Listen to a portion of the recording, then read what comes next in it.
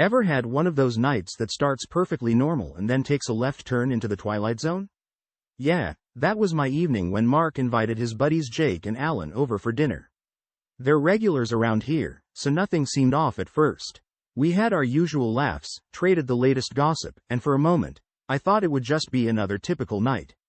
But then Jake brought up something that made my skin crawl, a loyalty test. At first, I laughed it off, thinking it was one of those ridiculous ideas guys throw around after a few beers. But there was this weird look in his eye, like he wasn't entirely joking. I glanced at Mark, hoping he'd shut it down, but he just smirked, that smirk that meant he was in on it. The air felt suddenly thick, like the room had shrunk around me. I shrugged it off that night, but the uneasy feeling lingered. A few days later, Mark brought it up again. We were alone, thank God, because I could feel my face turn crimson with embarrassment. "Remember Jake's idea?" he said, his tone way too casual for what he was suggesting. "I think we should try it. Just for fun, to prove how solid we are." I stared at him, waiting for the punchline. When it didn't come, I was floored. "You can't be serious, Mark. That's insane." But he kept insisting, brushing off my shock like I was the one being unreasonable. "It was just a game," he said. "Nothing more." Over the next week, he kept at it, each time wearing me down a little more. He painted this picture of it being a grand gesture, some twisted proof of our love. Jake and Alan seemed to think it was a laugh riot, an innocent prank. Their casual treatment of it made me second-guess myself.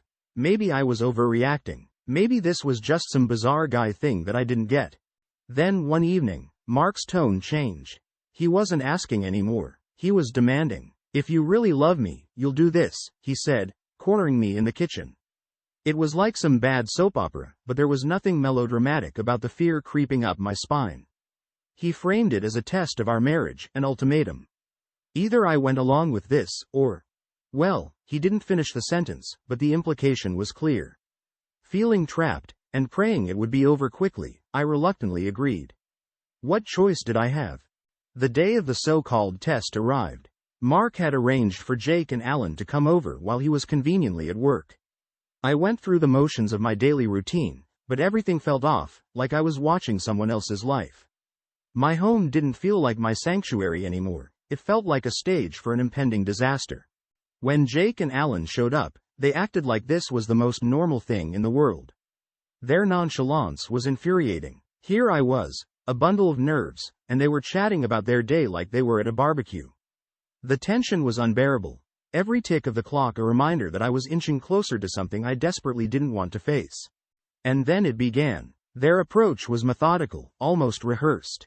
It was surreal. They tried to make small talk, as if that would somehow make what was happening less horrifying. Each touch, each glance, felt like a violation.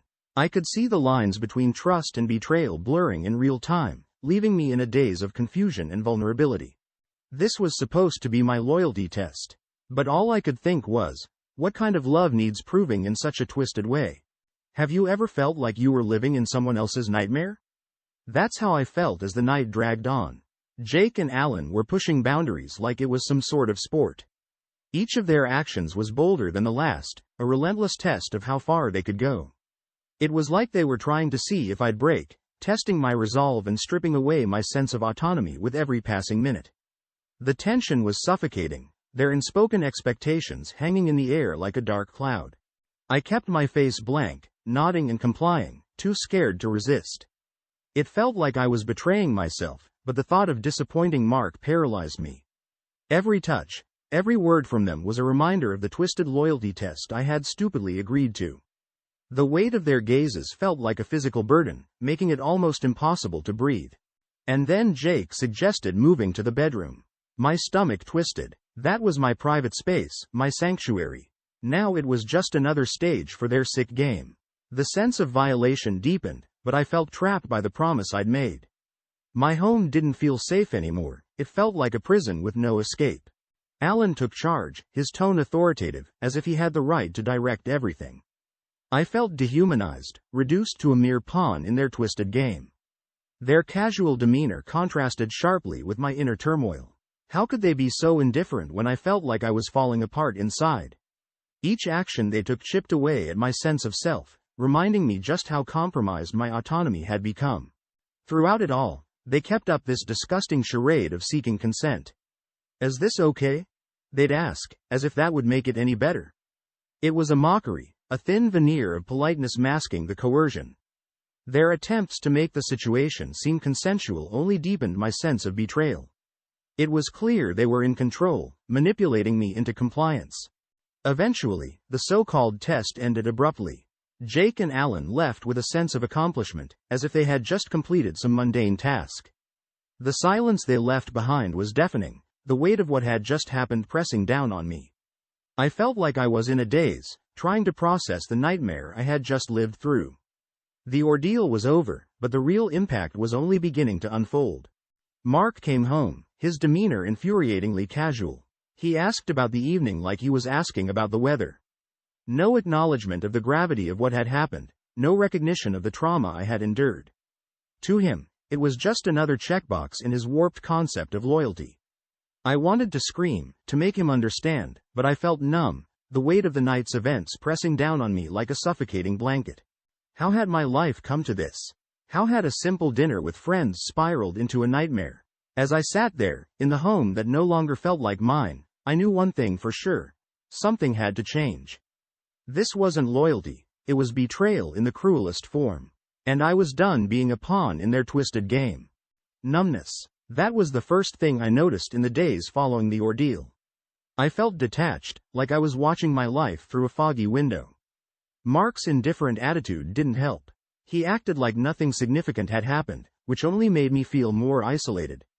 Was I really supposed to just move on from this? The reality of what had happened seemed too surreal to process. Desperate for some sense of clarity, I turned to Lisa, my closest friend. If anyone could help me make sense of this mess, it was her. I spilled everything, from Jake and Alan's twisted game to Mark's cold nonchalance. Her shock and outrage were a strange sort of validation. It wasn't just me, what had happened was profoundly wrong. Lisa became my lifeline, helping me navigate the emotional wreckage. She encouraged me to confront Mark, to draw a line and assert my boundaries. So, I did. One evening, heart-pounding, I confronted Mark. His reaction? He dismissed it all, saying it was a necessary test for our relationship. Necessary? For our benefit? His words stung, deepening the rift between us. How could he be so blind to the pain he'd caused? His lack of empathy left me feeling more alone than ever. I was caught in an internal struggle, torn between the loyalty I felt for Mark and the need to preserve my own sanity. Every day was a battle, questioning the very foundation of our relationship. The concept of loyalty had been twisted into something unrecognizable. What did it even mean anymore? I was lost, unsure of where I stood or what to believe. Lisa, bless her, kept me grounded. She urged me to find normalcy amidst the chaos, to focus on small daily routines. Slowly, I began to reconnect with reality. Each day, I found tiny moments of peace, though the shadow of the ordeal loomed large. It was a fragile stability, but it was a start. Then came the breaking point. During a casual gathering with friends, someone made an offhand comment that cut too close to home. The facade of normalcy shattered, and I broke down. Publicly. The flood of emotions I'd been holding back overwhelmed me, and I couldn't keep up the charade any longer. The incident forced me to confront the depth of my turmoil, the lasting impact of what had happened. After a lot of sleepless nights and endless contemplation, I made a decision. I had to leave Mark. It wasn't an easy choice, but it was necessary for my own well-being.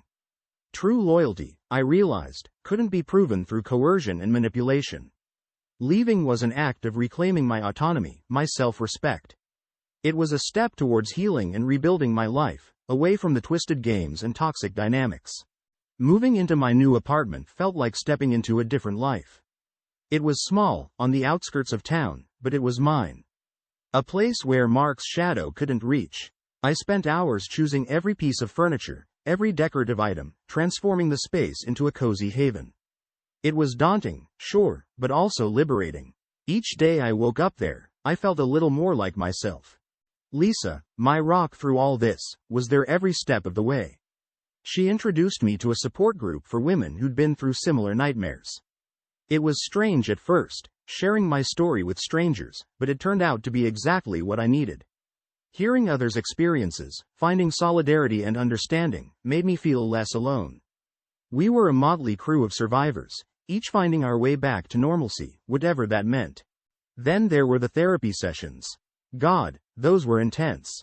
I'd leave feeling like I'd been hit by a truck, but in a weird way, it was cathartic. My therapist helped me unpack all the emotional baggage I'd been lugging around. She guided me through understanding the dynamics of power and control that Mark had twisted so expertly. Slowly, I started reclaiming my sense of agency, piece by piece. Rebuilding my self-esteem wasn't easy. I signed up for a self-defense class, thinking it'd be a good way to channel some of the anger and fear. It turned out to be empowering in ways I hadn't expected. Learning to defend myself, to reclaim control over my own body, was transformative. Every kick, every punch was a step towards reclaiming my self-worth. Who knew throwing a punch could be so therapeutic? Establishing new routines was crucial. I developed a daily schedule that included exercise, meditation, and some creative activities.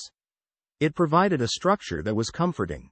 Each small victory, whether it was getting through a meditation session without my mind wandering to dark places or finishing a painting, was a testament to my resilience. It was like slowly piecing together a puzzle of my life, one day at a time. Work became my sanctuary. I threw myself into my career, taking on challenging projects and seeking out new opportunities. The focus on professional goals gave me a sense of purpose and accomplishment. Every success, every bit of recognition, bolstered my confidence. It was a reminder that I was capable, that I was more than what had happened to me. Reconnecting with my family was another significant step. I had distanced myself during my marriage, but now I sought their support and understanding. They welcomed me back with open arms, their unconditional love providing a foundation of strength I'd forgotten I had. Family gatherings became a source of joy and healing, reinforcing my sense of belonging. Their acceptance and support were like balm on a wound, soothing and comforting. One evening, as I sat on my balcony, looking out over the city lights, I realized how far I'd come.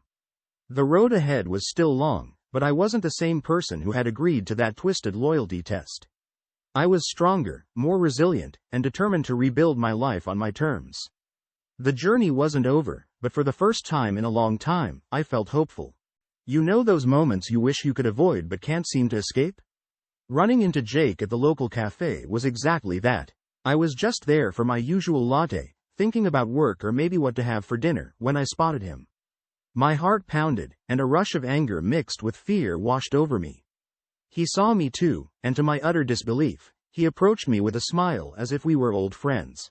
"Hey, long time no see," he said, trying to make small talk. I couldn't let him get away with it. "Jake, we need to talk about what happened." My voice was steady, but inside I was a storm of emotions. I confronted him about that night, about the pain and betrayal. He was defensive, of course, trying to downplay everything. But just saying it out loud, in front of him, was cathartic. I walked away feeling a surprising sense of closure. For the first time in a long time, I felt like I had reclaimed a piece of my power. Encouraged by Lisa and my support group, I decided to take things a step further. Legal action. It sounded daunting, but I knew it was necessary. The consultation with the lawyer was eye-opening. The complexities of pursuing justice were overwhelming, but the lawyer laid out the steps I could take to hold Mark, Jake, and Alan accountable. It wasn't going to be easy, but it was possible. Gathering evidence was the next step. It meant diving back into those dark memories, reliving the ordeal in excruciating detail.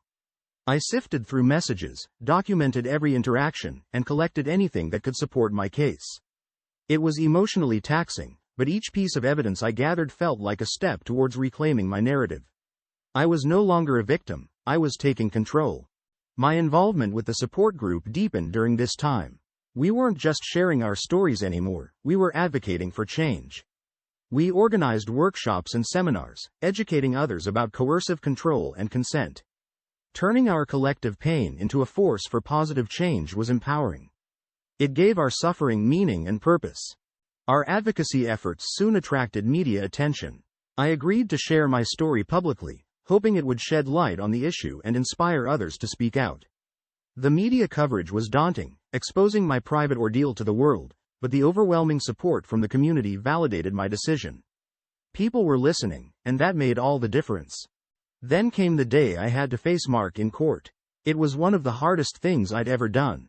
He and his lawyers tried to discredit me, twisting facts and casting doubt. But I remained resolute, supported by my lawyer and the mountain of evidence we had gathered. The trial was grueling, a true test of my strength and determination. After weeks of testimonies and deliberations, the court finally reached a verdict. Mark, Jake, and Alan were held accountable for their actions, facing the legal consequences they deserved. The verdict was a moment of validation and relief. Justice had been served. The journey had been long and arduous, but it had led to a place of healing and empowerment. Standing outside the courthouse, I felt a profound sense of closure. It wasn't just about winning the case, it was about reclaiming my life.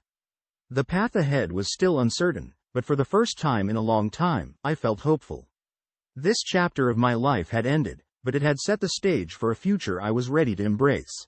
Sometimes, life throws you a curveball just to see if you're still paying attention. That's how it felt when I met David. I wasn't looking for a relationship, hell, I was still piecing myself together. But there he was, kind and understanding, almost too good to be true. Cautiously, I let him in, bit by bit. Unlike the twisted mess I'd left behind, this relationship was built on mutual respect and trust. David was patient, always supportive, helping me rebuild my confidence in love and intimacy. It was strange and wonderful to realize that new beginnings were possible. My professional life, too, was taking off. The career I'd thrown myself into as a distraction had flourished. I found myself in a leadership position, where I could mentor and support others. Each new opportunity, every achievement, reinforced my sense of competence and independence. I was proud of my resilience.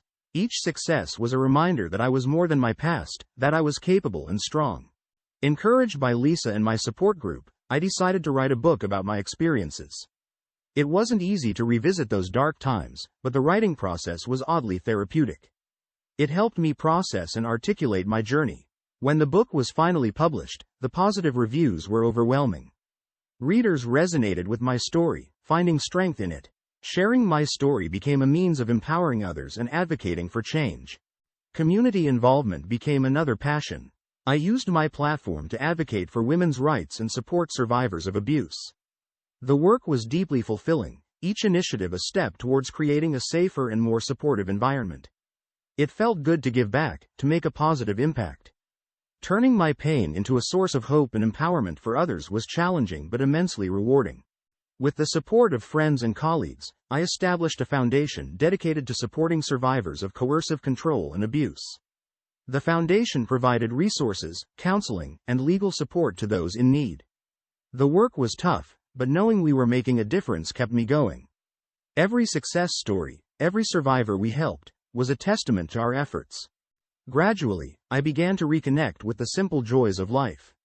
I rediscovered old hobbies, started traveling to new places, and nurtured meaningful relationships. Each day became a celebration of my resilience and growth. The journey had been long and arduous, but it had led me to a place of healing and fulfillment. As I looked forward to the future, I felt a profound sense of peace and optimism. The past had left its scars, but it had also shaped me into a stronger and more compassionate person. I was ready to embrace new challenges and opportunities, confident in my ability to navigate whatever lay ahead. The journey was far from over, but I was equipped with the strength and resilience to face it head on. Standing on my balcony, looking out over the city, I felt a sense of calm. My life was my own again. I had fought hard to get here, and I knew there would still be battles ahead. But I wasn't afraid. I had rebuilt myself from the ashes of my past, and I was stronger than ever. The future was a blank canvas, and I was ready to paint it with the colors of my choosing. Some days, it feels like the universe has a sense of humor, dangling bits of my past in front of me just to see how I'll react. Today, as I stood before a packed room, about to give another speech, it hit me how far I'd come from that broken woman Mark had tried to shatter. Now, here I was, mentoring others and sharing my story on stages I never dreamed I'd stand on. Mentoring became a huge part of my life. In our support group and foundation, I took on the role of guiding others through their own journeys of healing and empowerment.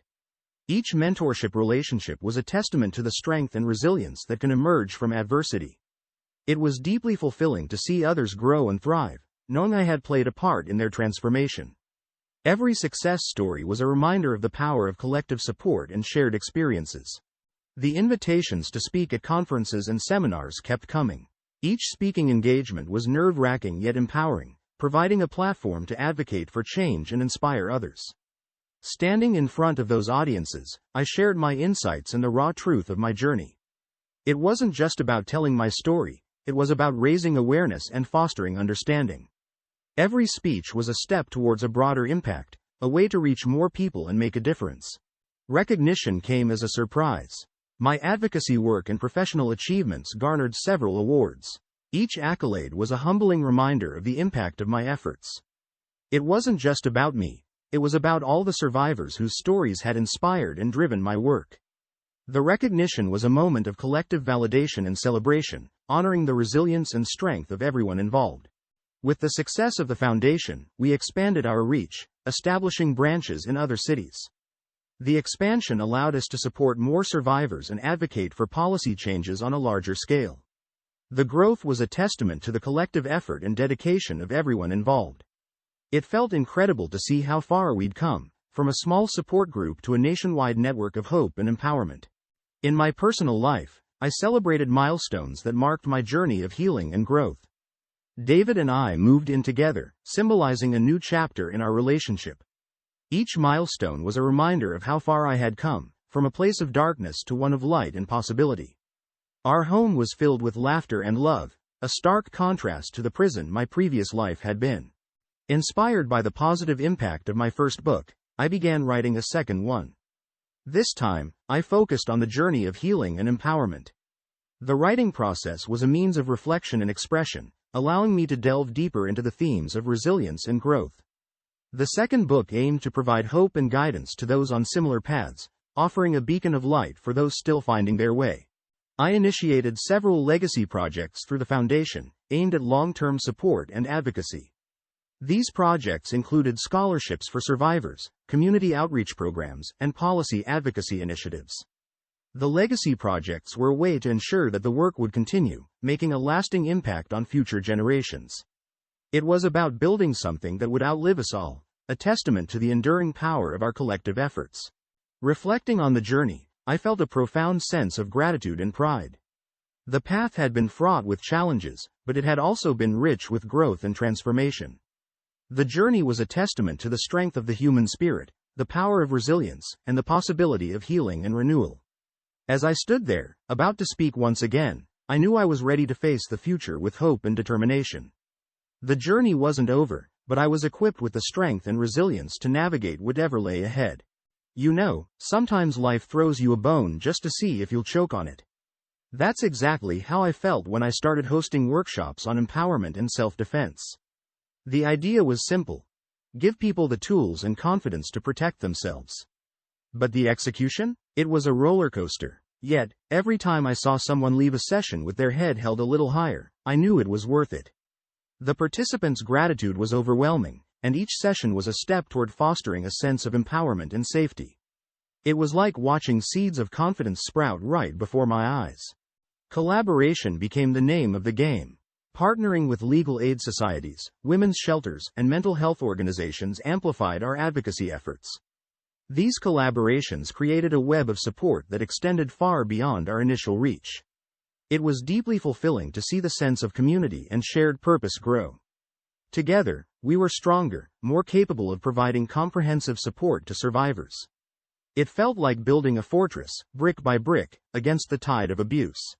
Educational initiatives took center stage next.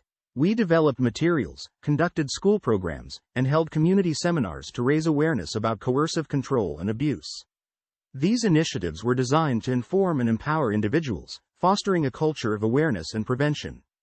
It was incredible to witness the ripple effect of knowledge, how one informed person could change the dynamics of an entire community. Each seminar, every program, was a step toward a more informed and resilient society. Our advocacy didn't stop there. We pushed for legal reforms to better protect survivors.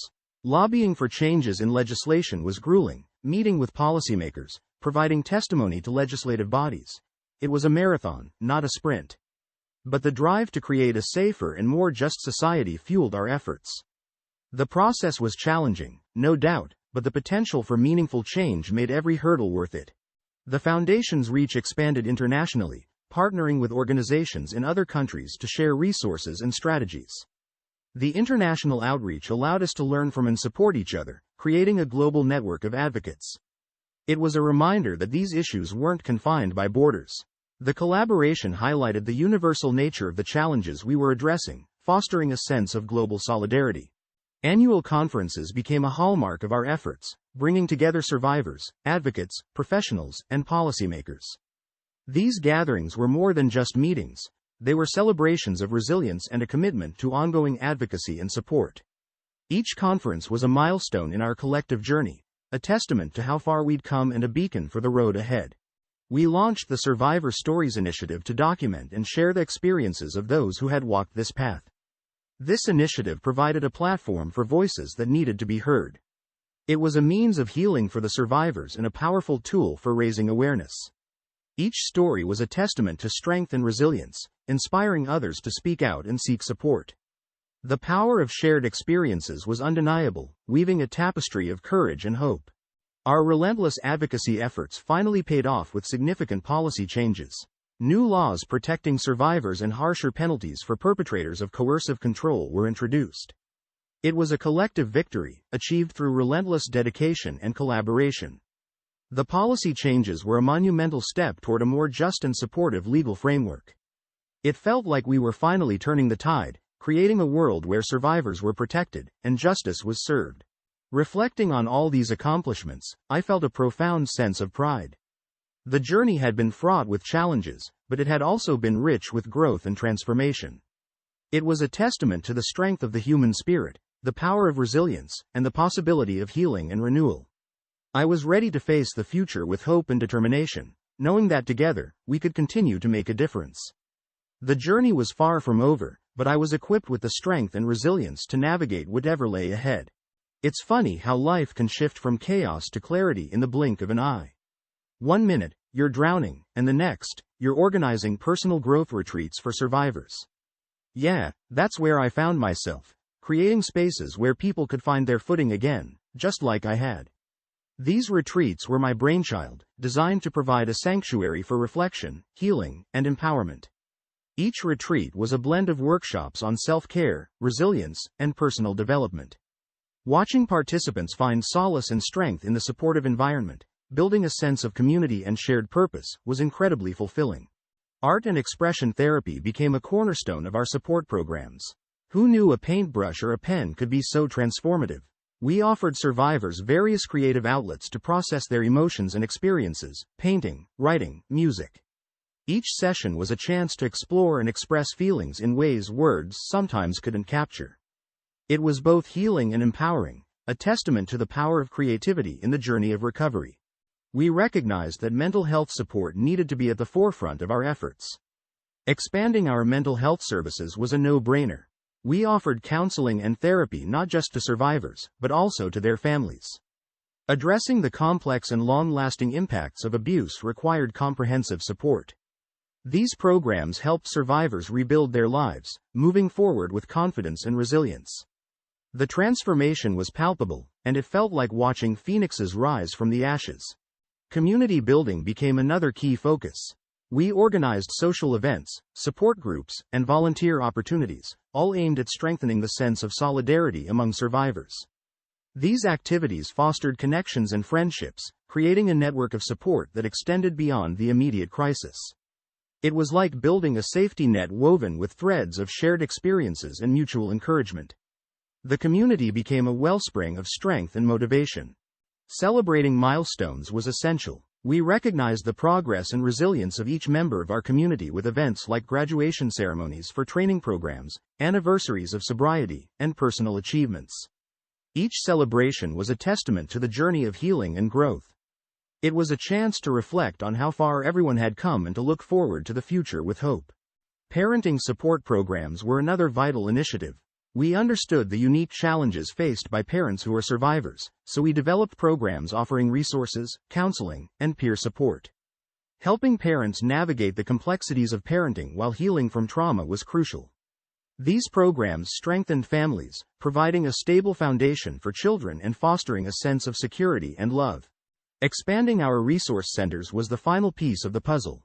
We ensured that survivors had access to comprehensive support and services, including legal aid, housing assistance, job training, and educational resources. The expansion meant that survivors had the tools and support they needed to rebuild their lives and achieve their goals. It was about providing a holistic approach to recovery, addressing every aspect of their journey. As I stood at the latest retreat, watching participants engage in a painting session, I felt a profound sense of fulfillment. Each stroke of paint, each laugh shared, was a reminder of the resilience of the human spirit. Life had thrown us all into the deep end, but here we were, swimming back to shore, stronger than ever. The journey wasn't over, but with each step forward, I knew we were heading in the right direction. Funny how life can go from a complete mess to something resembling a purpose-driven adventure. It was during one of our youth empowerment workshops that I realized just how far we'd come. Watching those young faces light up as they learned about recognizing and addressing coercive control and abuse felt like watching seeds being planted in fertile soil. These programs included workshops, mentoring, and peer support networks. Empowering the younger generation was crucial.